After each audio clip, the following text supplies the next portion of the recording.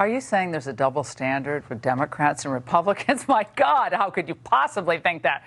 How that could possibly happen, how anyone could be that irresponsible. And I thought, what data was in there that may compromise sources and methods? By that I mean names of people who helped, or et cetera. And it's just totally irresponsible. This morning, the Justice Department is now looking into this matter. Classified documents from President Biden's time as vice president that were found in a private office.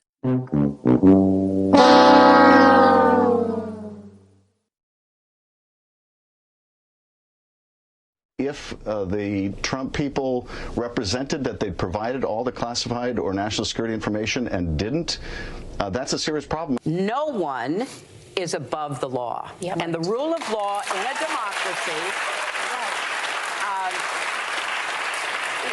has to be our standard. No person is above the law, not even the President of the United States, not even a former President of the United States. The intelligence community needs to do its risk and damage assessment about how Donald Trump's very reckless handling of these documents might have harmed our national security. This was not a mistake that these documents landed, at Mar-a-Lago. This is what he intended, and it also, by the way, shows that they really want to get these documents back, and every second that they're at this beach house in the possession of Donald Trump is a risk to our national security. The White House is acknowledging that a small number of documents marked classified were found in a locked closet at the Penn Biden Center in Washington, D.C. That office had been used by Joe Biden after he left the vice presidency, but before he became the president.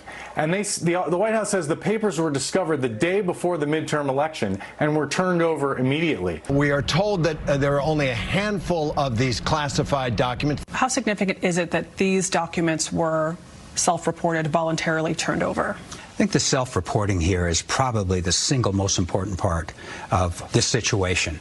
It indicates a lack of intentional conduct. It's completely different from the Mar-a-Lago case.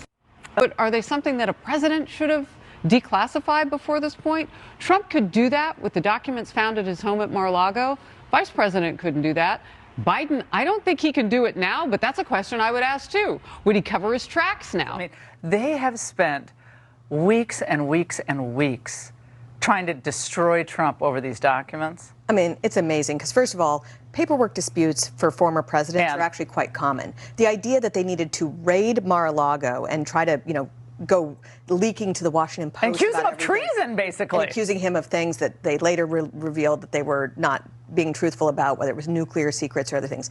That is absolutely unconscionable. This politicized DOJ is a massive problem. And then for it to come and bite them now is delicious, you're right. But Biden does have a history of not being very transparent with his papers. Again, during this campaign where the media ran everything, the University of Delaware that houses some of his documents refused to release information, even though there were all sorts of open, issues that needed to be looked at in those documents, and he refused to allow them to be shared. Are you saying there's a double standard for Democrats and Republicans? My God, how could you possibly think that?